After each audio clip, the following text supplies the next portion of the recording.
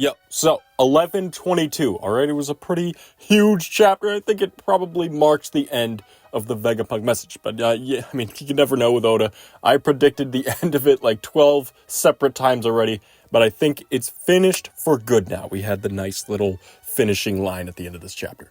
And there's quite a bit to talk about here, especially the end, so let's not waste any time. So Bonnie is in Gear 5, yet again. Some fucking how. There's just something with Gear 5 and it making the user switch in and out of it every 2 minutes. I don't know what the fuck it is. Luffy has gone in Gear 5 67 separate times in this arc. Bonnie has had it for 5 minutes and has already gone in and out of it twice. But whatever, that's besides the point. Vegapunk brings up all the crazy races we kind of fucking know like nothing about, like the Lunarians, Buccaneers, and the Three-Eyed Tribe. I think these three races will play pretty massive roles for the rest of the story. Lunarians are the race with the Seraphim are based on. The Three-Eyed Tribe could read poneglyphs.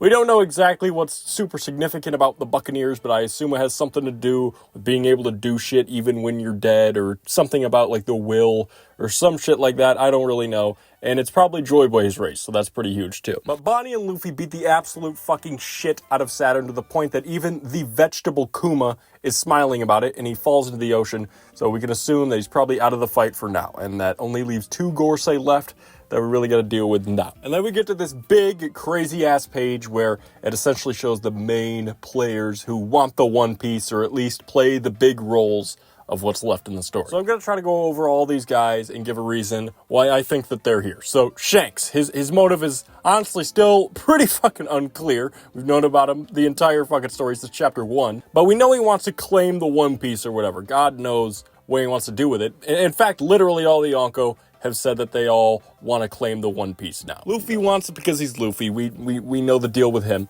Blackbeard wants it for his malicious reasons, plus he wants the ancient weapons and shit. And Buggy wants it because he doesn't want to fucking be the failure that's always looked at as Shanks' little brother type thing. I think Buggy, honestly, probably has the most unique and cool reason to want the One Piece. And then there's the guys under them who haven't really stated that they want the One Piece directly, but they all want to change the world, and they're like the secondary type of characters. So Sabo should be obvious. He is carrying out Ace's will. He does not fuck with the Celestial Dragons. He wants to get rid of them. He has seen them all firsthand. Even his family of nobles fucking suck. And he's Luffy's brother. So this is, yeah, he should be here. Plus, he's like the face of the Revolutionary Army now. So he's a pretty big deal. Kuzan, all right? He's riding with fucking Blackbeard to set out his goal. Not super sure what it is yet, but it's probably has something to do with his form of justice. I think he just wants to be free and do whatever the fuck he wants and not have some stupid boss over him other than Blackbeard, I guess, which I don't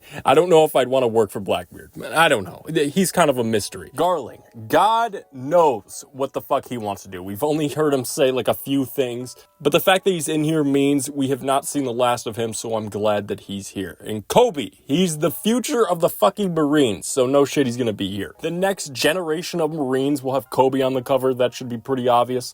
So Imu, obviously the final villain. Goal is still pretty unclear, other than just wanting to cover up history and shit. I mean, this motherfucker has had, what, like 1,000 years damn near to get the One Piece. I don't know what the fuck Imu's up to. So we got Dragon. Thank God he's here. I have kind of theorized that he knew that his son would be Joy Boy somehow, and he's kind of putting him in the perfect position to succeed. I think it kind of makes sense. Not too sure what he specifically wants to accomplish, but he's the main character's dad. So Akainu, obviously, he's the head Marine guy other than like Kong.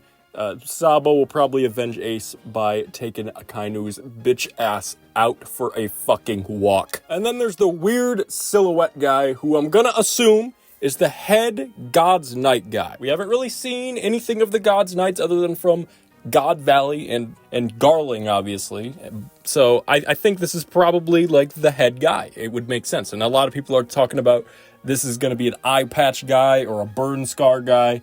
I don't know. We don't know who the fuck this guy is. But I think he's probably a God's Knight guy because he just looks like the silhouette that we've seen of. But that would mean there is possibly 3 fucking Figureland family motherfuckers in this list, which is a bit ridiculous. You hear that alliteration? Jesus Christ. But yeah, it's good to see all of the big players here.